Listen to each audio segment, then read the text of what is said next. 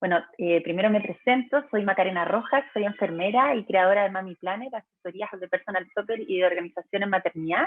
Y hoy vamos a estar junto al doctor Juan Carlos Parra, broncopulmonar infantil del Hospital Herminda Martín Chillán, jefe del programa de fibrosis quística, oxígeno domiciliario y apoyo ventilatorio no invasivo.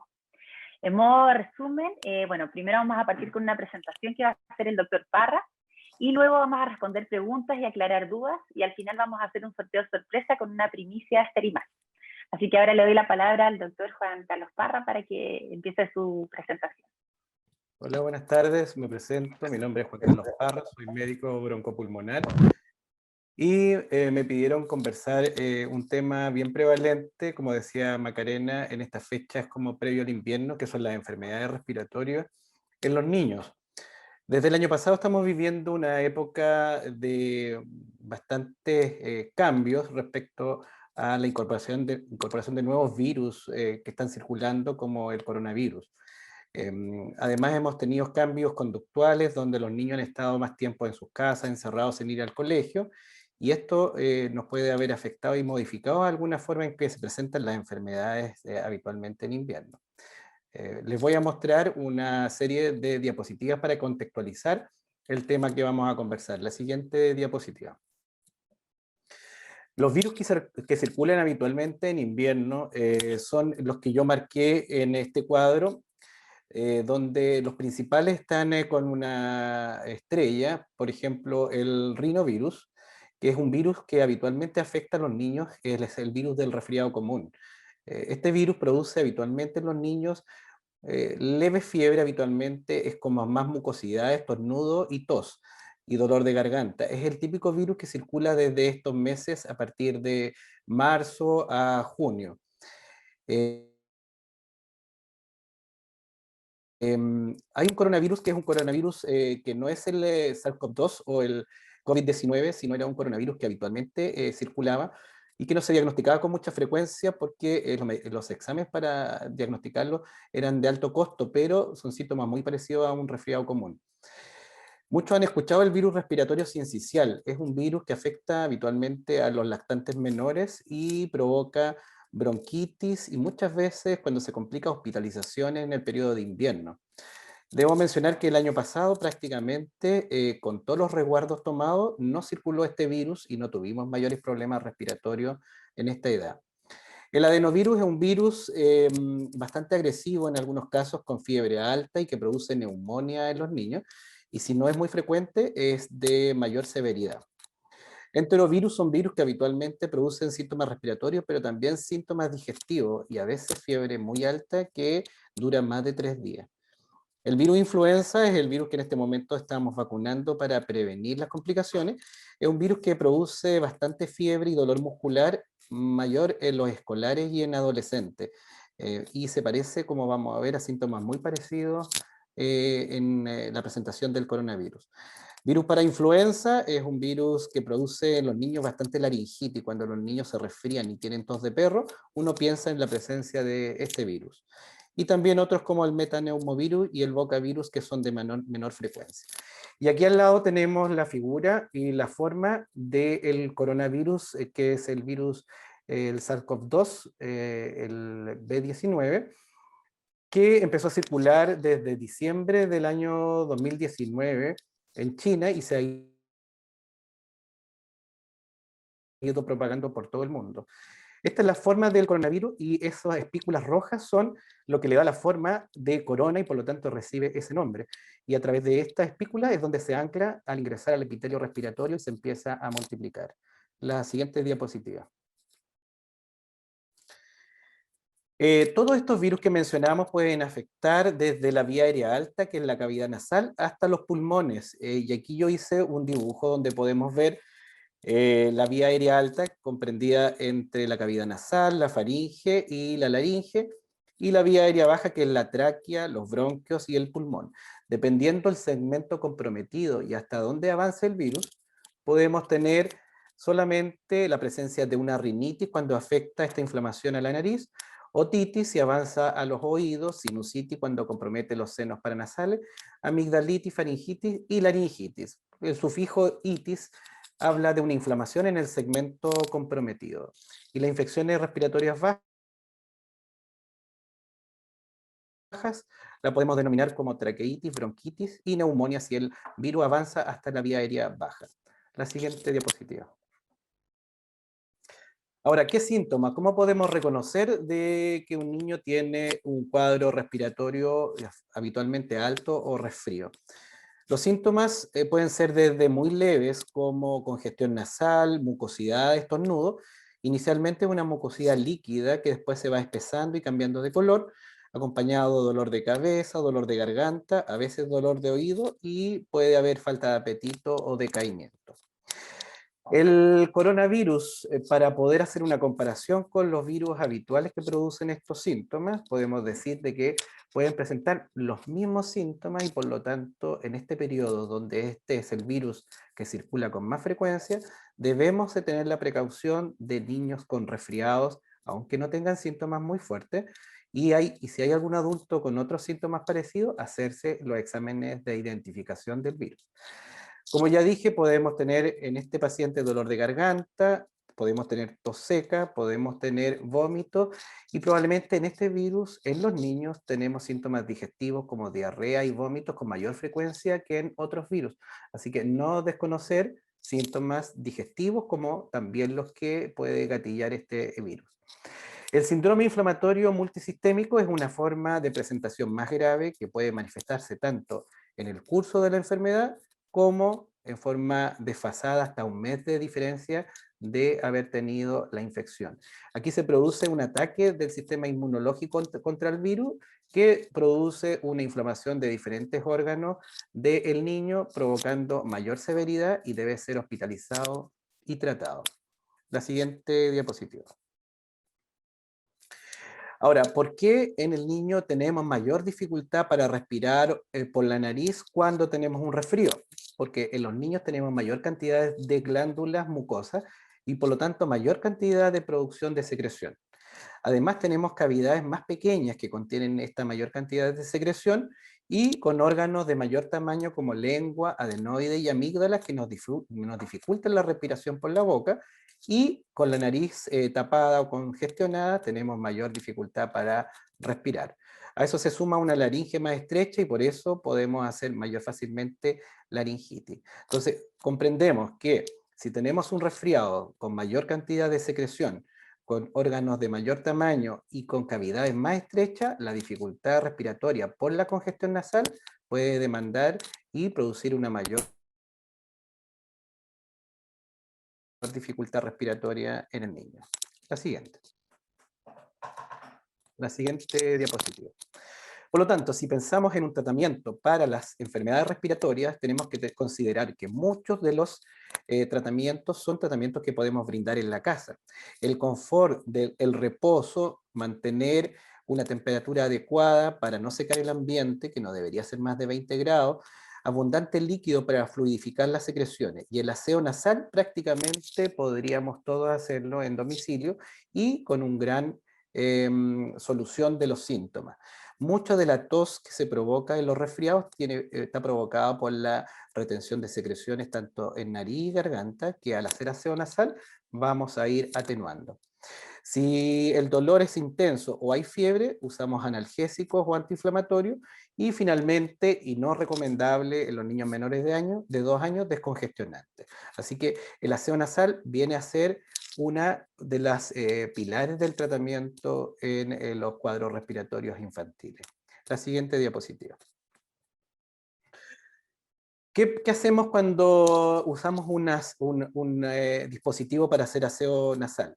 Lo que queremos lograr es disminuir las dificultades respiratorias de este niño que tiene la nariz tapada. Esto va a provocar una disminución de la tos, va a mejorar la succión si es un lactante porque va a poder succionar mejor en la medida que tenga una nariz despejada. Y por lo tanto tener un sueño más placentero en la medida que pueda respirar y dormir mejor. ¿A través de qué mecanismo lo logramos? Muchos de estos dispositivos para hacer aseo nasal, aparte de arrastrar las mucosidades, tienen partículas de algunos oligoelementos minerales que tienen efecto desinfectante y provocan también que se desinflamen las mucosas. La siguiente diapositiva. Por lo tanto, como ya expliqué, los niños tienen mucho moco y por eso muchos le dicen mocosos. Si limpiamos las fosas nasales, nos vamos a evitar probablemente andar con esta foto que gráficamente muestra lo fácil y abundante que producen estas secreciones. Ahora me gustaría que Súper. conversáramos respecto a algunas preguntas que pudieran haber surgido de la presentación Sí, o dudas que tengan de este tema. sí. Bueno, muchas gracias, doctor, por la presentación. Y ahora, no sé si tienen algunas dudas, preguntas que podemos aclarar ahora. Yo tengo algunas preguntas que nos hicieron a través de Instagram, también para preguntárselas al doctor, pero si ustedes tienen alguna pregunta, también la pueden hacer ahora. La pueden escribir en el chat o activar sus audios. Hola, yo tengo una pregunta, soy Nicole. Hola, Nicole, ¿cómo estás? Bien, gracias. Es que Bueno. me surge a mí siempre la duda con el tema del aseo nasal, de qué tan seguido tiene que ser, porque dicen, o he escuchado, que si se hace muy seguido puede irritar más las mucosas y producir más mocos. Entonces ahí siempre tengo la duda de qué tan seguido tiene que ser. Súper. Doctor. Ya, mira, depende de la solución que se use. Hay soluciones para hacer aseo con soluciones isotónicas que tienen la misma molaridad del plasma, o sea, de los líquidos que tenemos corporalmente. Estos tipos de líquidos isotónicos no irritan la mucosa, sí producen un despeje y una limpieza.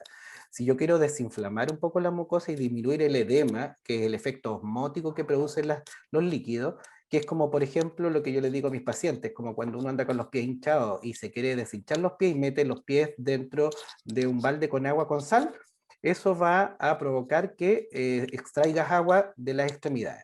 Es lo mismo en las mucosas. Si tenemos un líquido hipertónico, vamos a irritar un poco más la mucosa, pero vamos a provocar que se desinflame.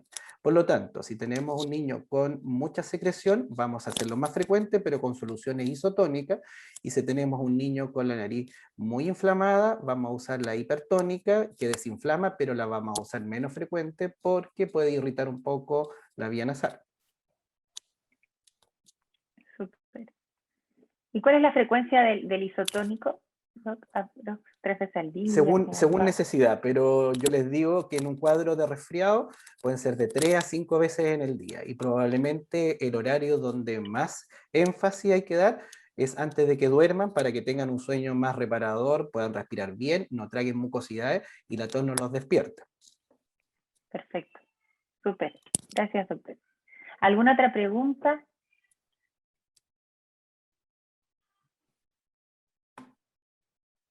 Pueden escribir en el chat también si no quieren activar sus audios. ¿Nicole? Yo soy Nicole Necón, sí.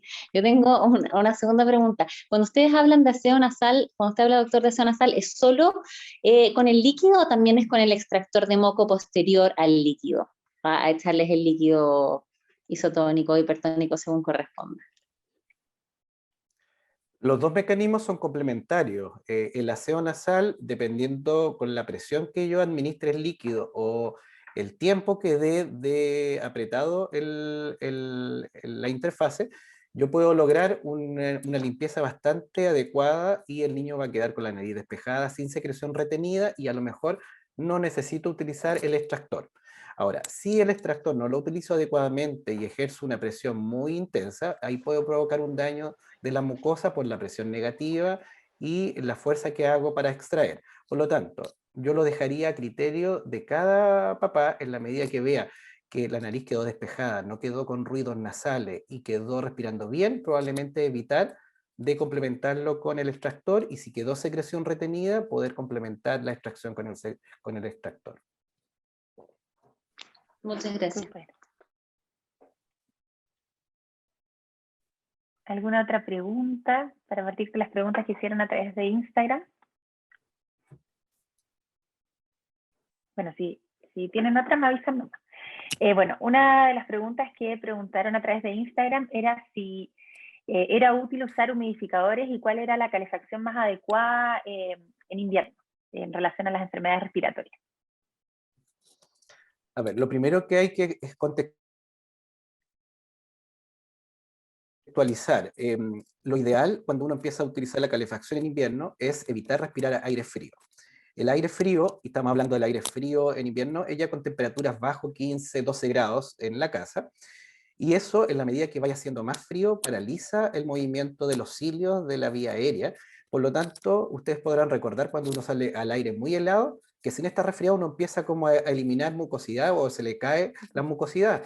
Y es porque el frío paraliza el movimiento normal de movimiento de los pelitos de la nariz, que hacen que esta secreción que habitualmente producimos se vaya limpiando.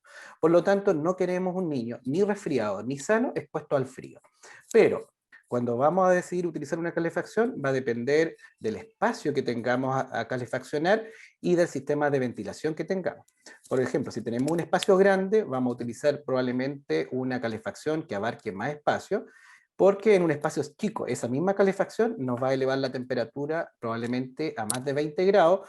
¿Y qué pasa con la temperatura muy alta? También seca el ambiente y disminuye la hidratación de las mucosas, aumenta la dificultad respiratoria.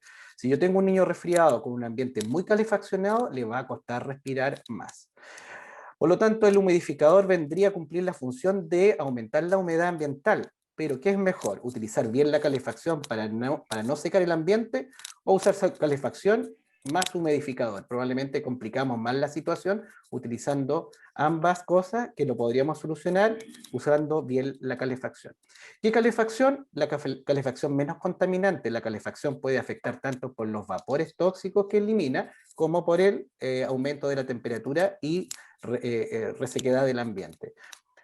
Aconsejamos siempre una calefacción no contaminante, que son las de radiación de calor, que pueden ser los radiadores, los calefactores, los convectores, los óleos eléctricos, que emiten calor, pero no emiten vapores tóxicos.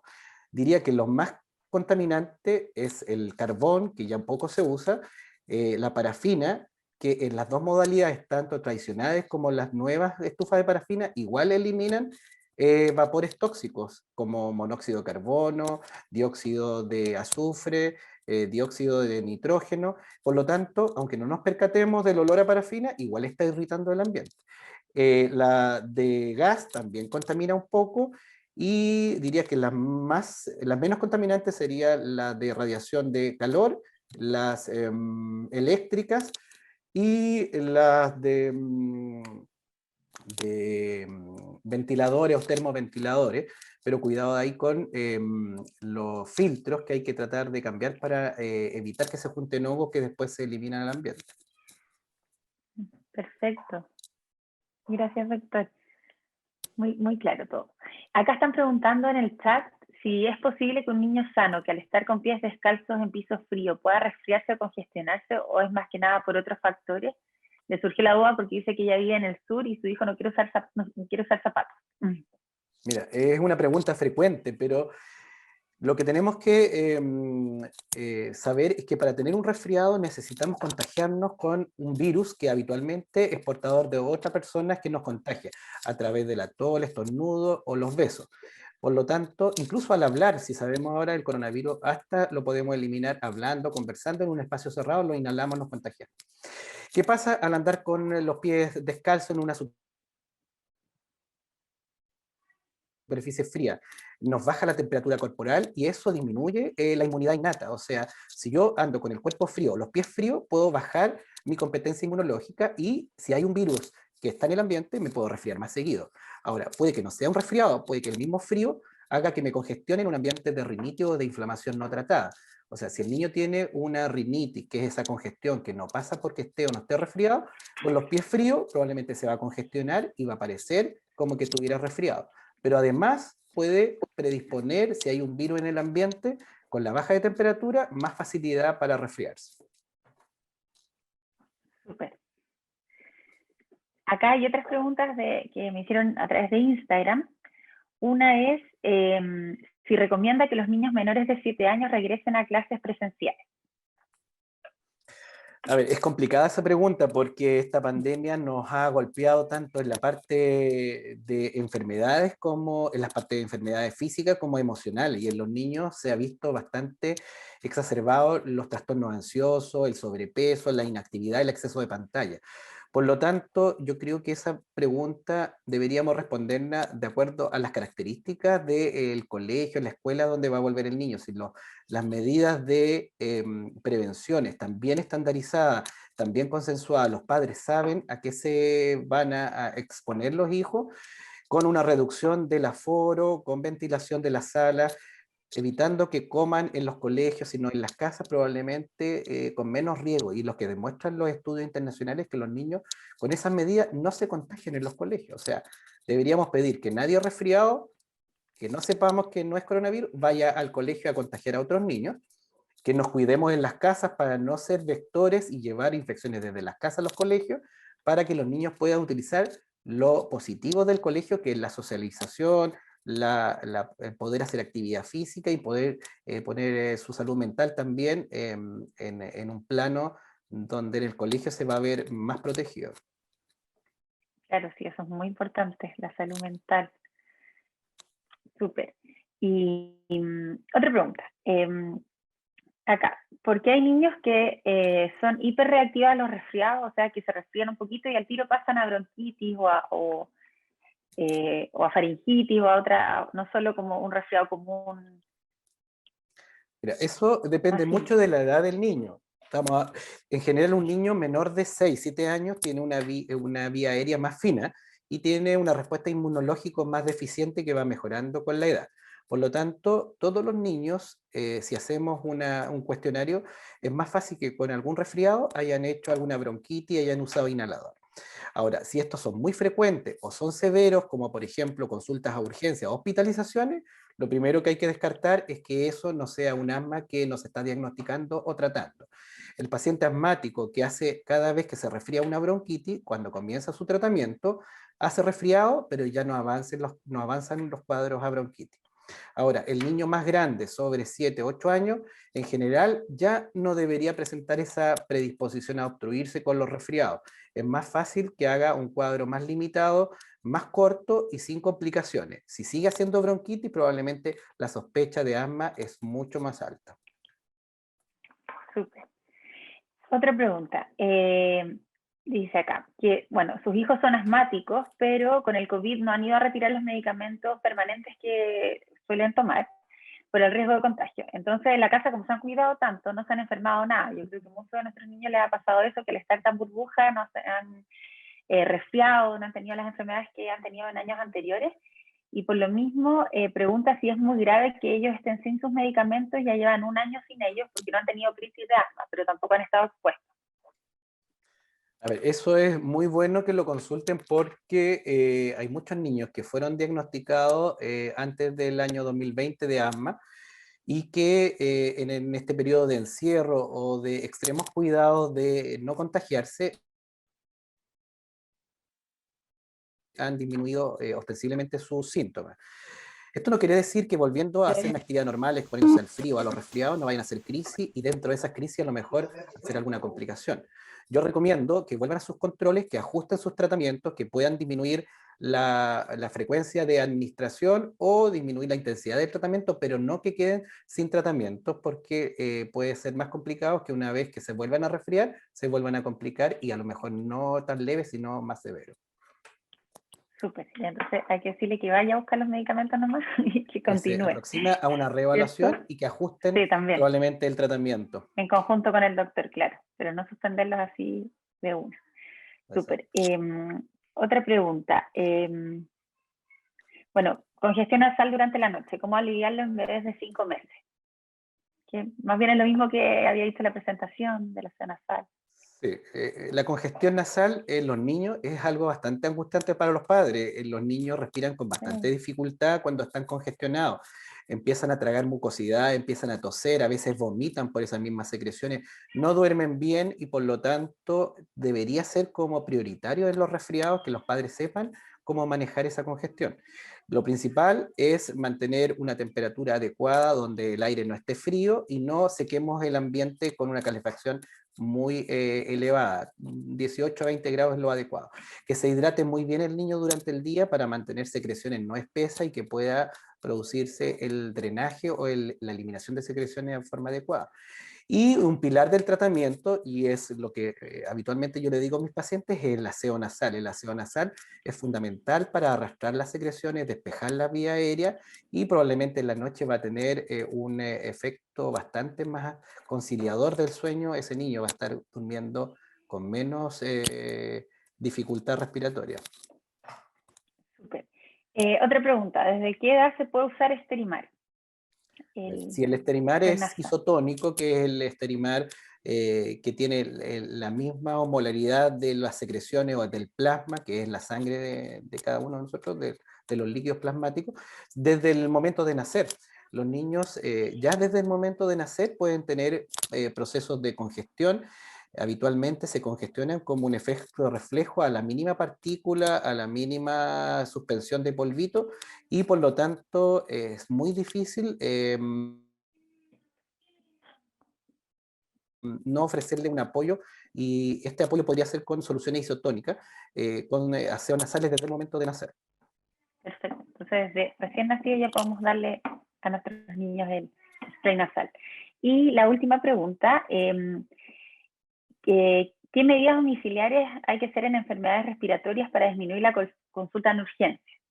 Que también va como más o menos lo mismo de lo anterior. Sí, pero probablemente ¿Cuándo va a podríamos acudir en realidad? sí, lo que podríamos complementar es que si un niño no se ve de mal aspecto general, a veces están decaídos, pero porque está con un poco de fiebre, al bajar la fiebre mejora el ánimo. Pero si el niño al bajar la fiebre mejora el ánimo, come menos, pero no deja de comer, el aspecto de él se ve que todavía tiene ánimo para jugar y hacer sus actividades, a pesar de tener fiebre, se puede observar, y es lo que yo recomiendo, por lo menos 3 días en la casa. Y en esos 3 días se hidrata, toma hartos líquidos, se hace su aseo nasales, mantenemos un ambiente con una temperatura adecuada para evitar los cambios de temperatura. Se puede seguir bañando, los niños después de bañarse quedan como mucho más relajados y pueden dormir bastante mejor. Incluso puede ser un elemento para controlar la temperatura en forma más adecuada, con un baño de agua tibia.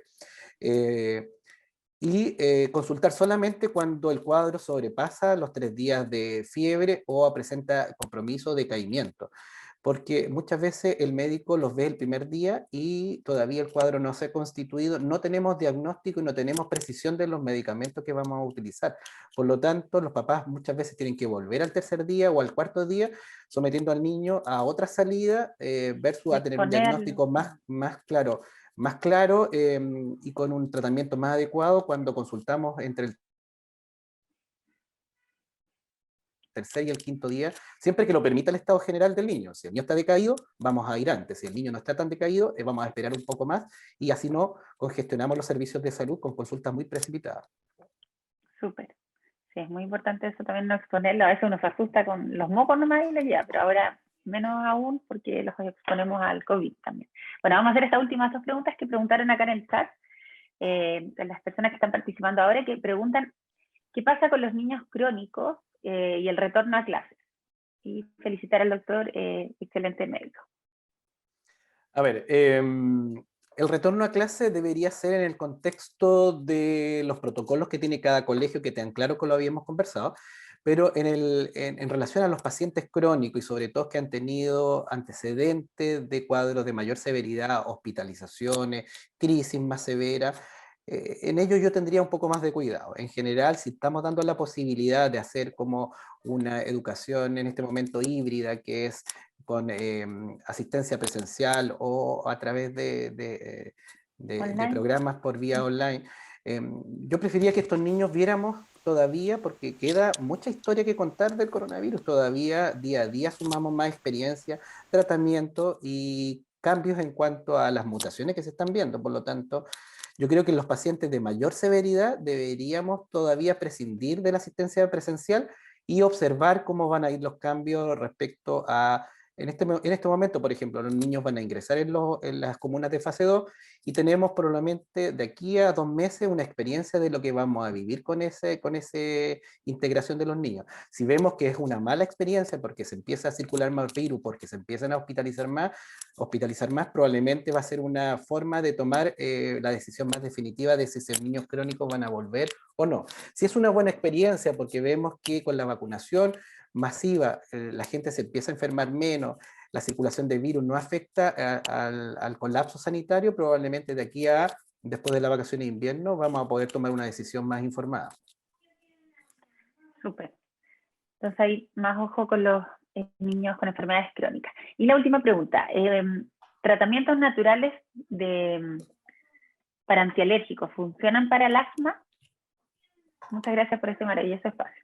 Pregunta acá. A ver, para el asma, el tratamiento consensuado en el mundo con una experiencia de más de 50 años son los inhaladores de corticoides permanentes que no tienen efectos adversos y muchos efectos beneficiosos. Los tratamientos naturales no están validados porque no hay estudios que demuestren su efectividad. Por lo tanto, yo creo que podrían ser complementarios. Yo no me niego a utilizarlo siempre y cuando el tratamiento con más experiencia y más validado sea el que se utilice, porque si vemos que utilizando productos naturales el niño tiene crisis, necesitamos usar el salbutamol frecuentemente, tenemos que llevarlo a urgencia y cada resfriado se le complica, no es lo adecuado. Debería ser complementario una vez que uno ya asume el tratamiento por su médico respecto a la mejor terapia indicada para cada caso de asma. Súper, perfecto. Doctor, muchas gracias por sus respuestas. Y ahora vamos a hacer el sorteo. ¿Ya? Vamos a compartir pantalla.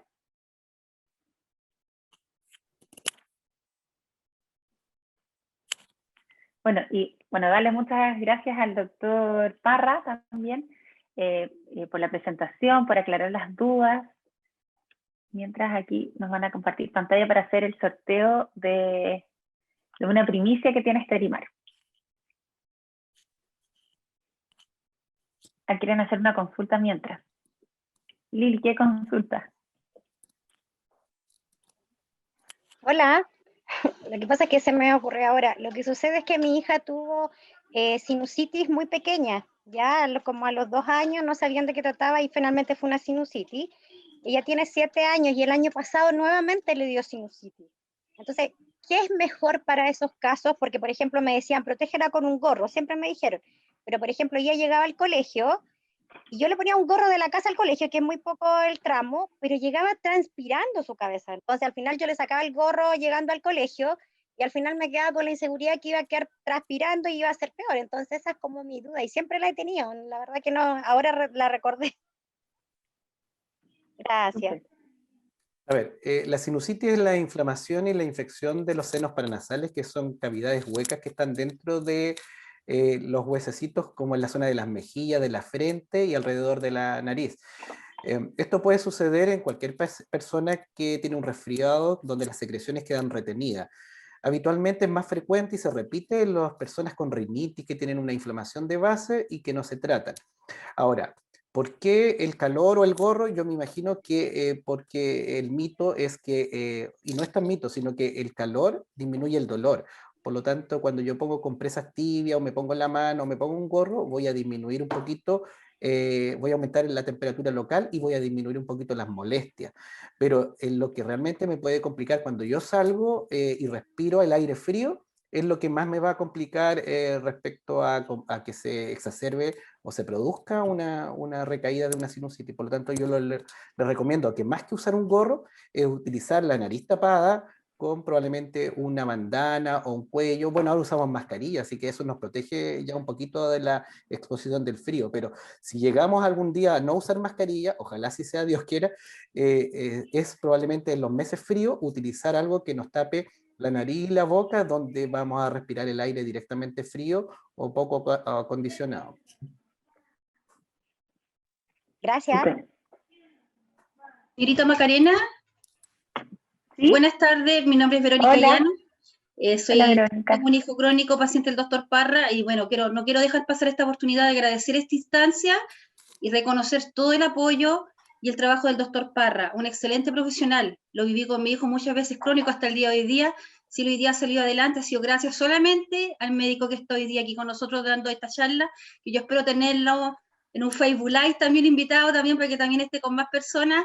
Y muy buena esta iniciativa, de verdad, sobre todo nosotros que ahora tenemos tantos temores y aprensiones de este retorno de nuestros niños, que no están vacunados por el COVID, solamente tienen la vacuna de la influenza, pero también es algo que nos da temor. Eso, muchas gracias por esta instancia, señorita Macarena, y sobre todo al doctor Juan Carlos Parra, que es un 10, lo sabe.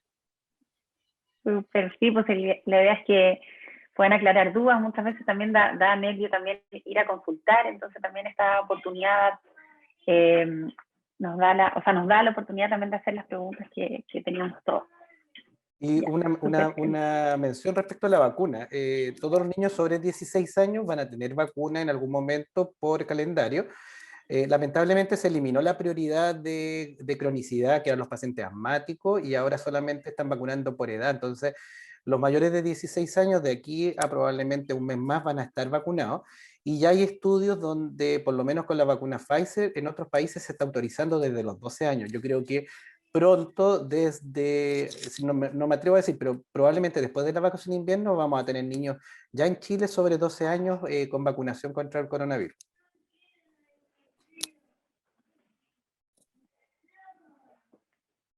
súper. Vamos a hacer el sorteo ahora entonces.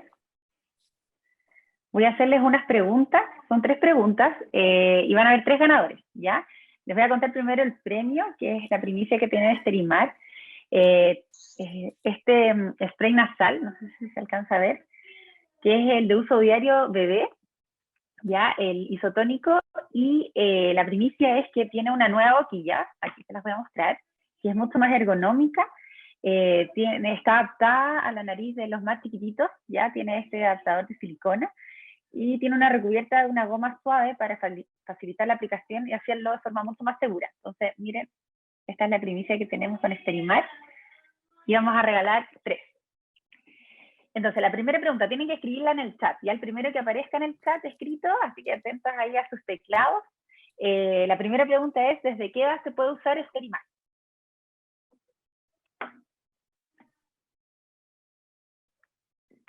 Ahí Nicole respondió desde los 0. Súper, bueno, todos respondieron correctamente, pero aquí Nicole nos aparece de las primeras. Así que Nicole se ganó el primer Sterimar bebé con la nueva boquilla. Ahora la segunda pregunta. ¿Qué contiene Sterimar? A ver si saben, esa es una pregunta más difícil. Sí, perfecto, Lili, agua de mar seca. La segunda ganadora, felicidades. Y ahora, vamos a hacer la tercera pregunta. Acá me va a aparecer. Así que las 2 primeras ganadoras son Nicole y Liliana. Y la tercera pregunta es, ¿cuál es el origen de Sterimar?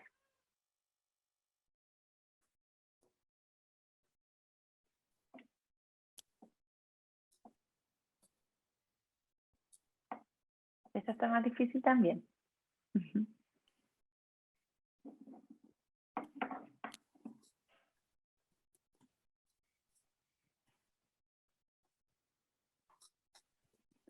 Parece que nadie sabe esa respuesta. ¿De qué país? Ya, pueden poner países y pueden adivinar. La Caro adivinó Francia, o sabía, no sé. Súper. Caro, te ganaste el tercer Sterimar. Así que ahí van a coordinar las entregas. Ahí Sterimar con ustedes a las 3 ganadoras.